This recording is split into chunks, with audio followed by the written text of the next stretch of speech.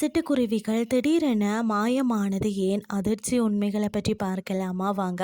ஒரு காலத்தில் நமது வீட்டின் முற்றங்களில் கீச் கீச் என சத்தமிட்டபடி சுற்றி திரிந்த சிட்டுக்குருவிகள் இன்று அபூர்வமாகிவிட்டனன்னு தான் சொல்லணும். நம்முடனே வாழ்ந்த இந்த அழகிய சின்னஞ்சிறு பறவைகளை பற்றி பலரும் அறிந்திடாத 10 சுவாரஸ்யமான உண்மைகளை பற்றி பார்க்கலாமா வாங்க.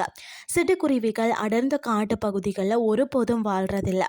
அவை மனிதர்கள் வசிக்கும் வீடுகளை சுற்றியே பாதுகாப்பாக வாழ பழகிய ஒரு தனித்துவமான பறவையாக இருக்கிறது. அது மட்டுமில்லாமல் பார்க்கிறதுக்கு மிகவும் சிறிதாக இருந்தாலும் இவை மணிக்கு சுமார் 46 கிலோமீட்டர் வேகத்தில் பறக்கும் திறன் கொண்டவை. ஆபத்து நேரங்களில் கூட இதன் வேகம் இன்னும் சற்று அதிகரிக்கும். அது மட்டுமில்லாமல் இயற்கையான சூழலில் வாழும் சிட்டுக்குருவிகளின் ஆயுட்காலம் வரும் 3 முதல் 5 ஆண்டுகள் மட்டும்தான். ஆனால் கூண்டுகளில் வளர்க்கப்படும் குருவிகள் 15 ஆண்டுகள் வரை கூட உயிர் வாழும். இவை அடிப்படையில் விதைகளையும் தானியங்களையும் மட்டும் விரும்பி சாப்பிடும் பறவைகள் ஆகும். ஆனால் குஞ்சுகளுக்கு அதிக புரதம் கிடைக்க வேண்டும் என்றதுக்காக புழுப்பூச்சிகளை பிடித்து ஊட்டுமா. சிட்டுக்குருவிகள் தண்ணீரில் குளிப்பதை விட புழுதியில குளிப்பதை அதிகம் விரும்பும்.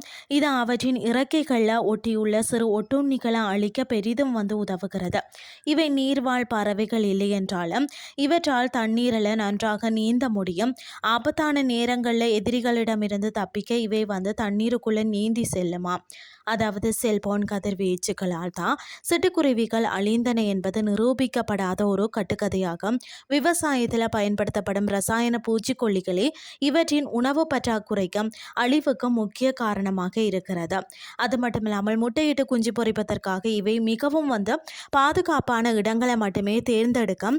வீட்டின் பரன்கள் மற்றது ஓடுகளின் இடுக்குகள் மற்றது மரப்பொந்துகளில் வைக்கோல் கொண்டு அழகாக கூடு கட்டும். ஆண் குருவிகளையும் பெண் குருவிகளையும் அவற்றின் கழுத்து நிறத்தை வைத்து தான் நாம எளிதாக கண்டுபிடித்து விடலாம். ஆண் குருவியின் கழுத்து பார்த்தீங்கன்னு சொன்னா அடர் கருப்பு நிறத்திலேயும் பெண் குருவி பழுப்பு நிறத்திலேயும் இருக்கும். நம் தாத்தா பாட்டி காலத்தில் வீட்டின் ஒரு அங்கமாகவே இருந்த இந்த சிட்டுக்குருவிகள் இன்று நவீன மாற்றங்களால் அழியும் நிலையில் உள்ளது. நமது வீட்டு மொட்டை மாடிகளில் கொஞ்சம் தானியமும் தண்ணீரும் வைத்தால் இந்த அழகிய பறவைகளை மீண்டும் நம்மளை தேடி வர செய்யலாம். இன்றைய கிறிஸ்டி உங்களுக்கு பிரயோசனமாக அமைஞ்சிருக்கும்னு சொல்லி நானும் நம்புகிறேன். இதே மாதிரி மற்றும் ஒரு கிறிஸ்டின் வேலை உங்களை சந்திக்கிறேன். நன்றி.